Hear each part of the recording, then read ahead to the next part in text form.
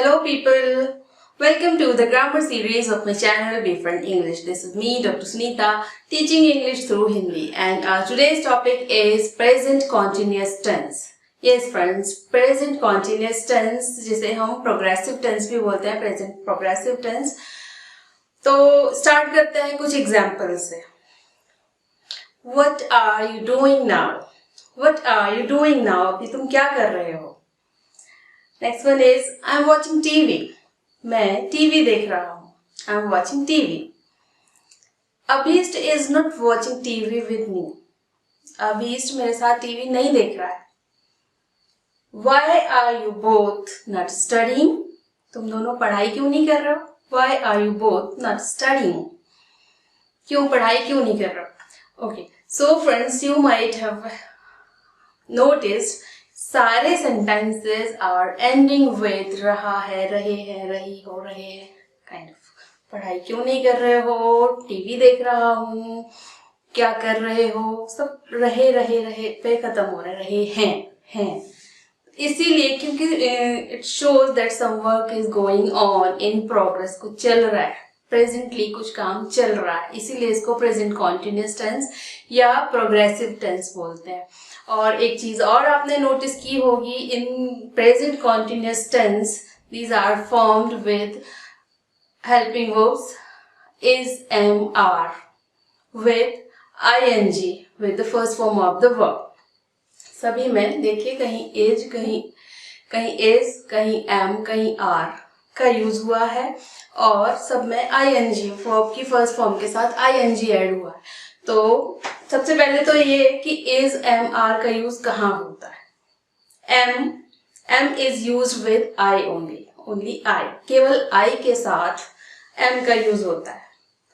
Then comes is use with he, she, it and all the singular numbers. नाम जैसे ये अभीष्ट is एक है, अभीष्ट के साथ ही, शी, इट और सारे नाम जो सिंगुलर्स की तरह यूज होते हैं तो उनमें इज यूज करते हैं. Then comes are is use with you, we, they and all the plurals. You are, they are, children are, my friends are, you both are. सारे प्लूरल्स के साथ आर यूज होता है. तो अब देखते हैं इनका कंस्ट्रक्शन. सेंटेंस स्ट्रक्चर क्या होता है प्रेजेंट कॉन्टिन्यूस टेंस का. Simple sentences means positive sentences, सकारात्मक वाक्यों को हम बनाते हैं. इसका formula subject plus is am are according to the subject. Is am या आर का यूज करते हैं अकॉर्डिंग टू द सब्जेक्ट, जो मैंने अभी आपको पहले एक्सप्लेन कर दिया. तो subject plus is am are plus first form of the verb with ING and then object. ये है स्ट्रक्चर ऑफ पॉजिटिव सेंटेंसेस. चलो example of the positive sentence ये देखिए. I am watching TV. This is the example of positive sentence. Then comes negative sentences. Negative sentences में भी same होता है, subject plus is am are plus अब यहाँ पे नॉट. इसके बाद वर्ब की first form with ING and then object. ये देखिए example. Abhisht is not watching TV. Abhisht is not watching TV. Example of the negative sentence. अब देखते हैं इंटरोगेटिव सेंटेंस. इंटरोगेटिव सेंटेंस इसका स्ट्रक्चर वही है. पहले हमने अगर क्वेश्चनिंग वर्ड पहले है मीन्स तुम पढ़ाई कर रहे हो, आर यू स्टडिंग, तो पहले हम is am are according to the subject वो यूज करते हैं. Then subject, then first form of the verb with ING and then object. और अगर बीच में क्या, क्यों, कहाँ, कैसे काइंड ऑफ इंटरोगेटिव वर्ड्स हैं, क्वेश्चनिंग वर्ड्स हैं, तो पहले हम उससे शुरू करते हैं. जैसे कि ये जो सेंटेंस है, what are you doing now, अभी तुम क्या कर रहे हो, व्हाट से स्टार्ट हो रहा है. तो पहले what questioning word, then is MR, then subject, then first form of the verb with ing and then object. This is the structure and this is the example. What are you doing now?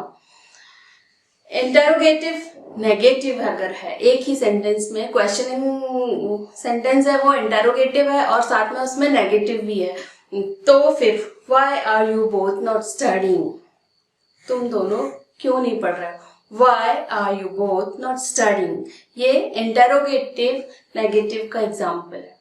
तो इसका construction आप देख सकते हैं, structure questioning word है पहले, why are you both, you तुम दोनों, सब्जेक्ट, फिर उसके बाद हमने नेगेटिव मतलब नॉट लिया है, then first form of the verb with ING and then object, this is the structure.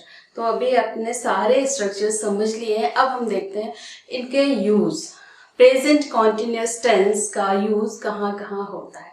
तो सबसे पहले तो अभी एग्जाम्पल से भी आपको समझ में आ ही गया होगा कि जो काम अगर राइट एग्जैक्ट टाइम पे उसी at the moment of speaking और राइटिंग काम चल रहा होता है, वर्क इन प्रोग्रेस, तो वहाँ पे हम ये कॉन्टिन्यूस टेंस का यूज करते हैं।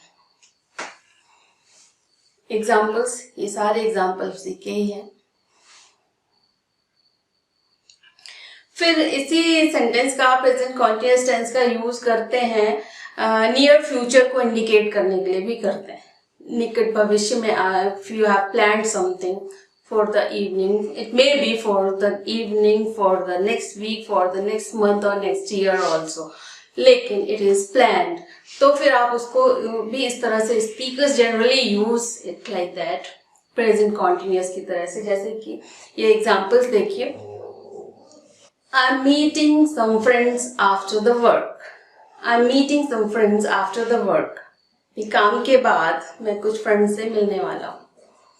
After the work, काम के बाद कुछ लोगों से मिलने वाला हूँ, या इसको अगर उस तरह से बोले तो ये it sounds like future tense, near future, मतलब शाम को, आज शाम को काम के बाद मैं कुछ लोगों से मिलने वाला हूँ, मतलब मिलूंगा, अभी आप नहीं मिल रहा। Work is not going on at the moment, but it is going to happen in near future, अभी होने वाला है, you have decided it, तो आप इसको इस तरह से बोलते हो प्रेजेंट कॉन्टिन्यूस में, मैं आज शाम को कुछ लोगों से मिल रहा हूँ काम के बाद।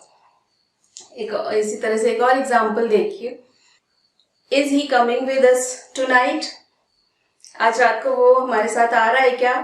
why are they not coming for dinner tonight, Why are they not coming for dinner tonight? आज रात वो डिनर के लिए क्यों नहीं आ रहे हैं, क्यों नहीं आ रहे हैं। नेक्स्ट ईयर के लिए भी कई बार, We are going to Kashmir next summer, अगली समर की छुट्टियों में हम कश्मीर जाएंगे। Decided, planned, तो इसको इस तरह से बोलते हैं प्रेजेंट कॉन्टिन्यूस में, हम अगले साल गर्मियों में कश्मीर जा रहे हैं, राइट। और इसको आप कोई काम करने वाले हो, गोइंग टू, फ्यूचर में तो गोइंग टू का यूज करके भी इस तरह से बनाते हैं, जैसे कि when are you going to buy a new car, तुम कब नई कार खरीदने वाले हो। How many days are you going to stay there, वहाँ कितने दिन रुकने वाले हो तुम वहाँ पे। How many days are you going to stay there.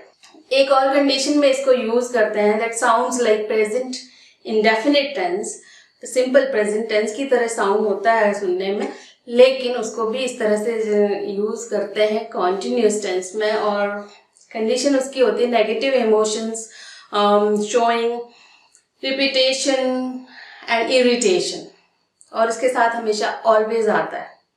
Example से will be clearer to you. She is always coming late to the class.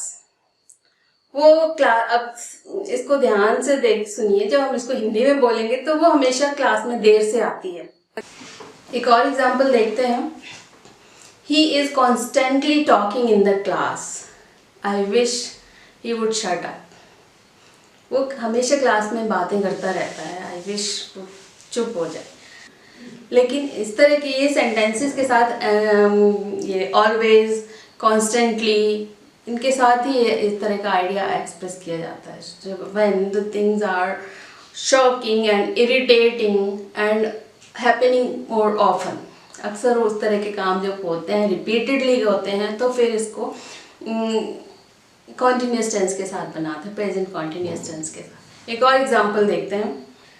I don't like them because they are always complaining.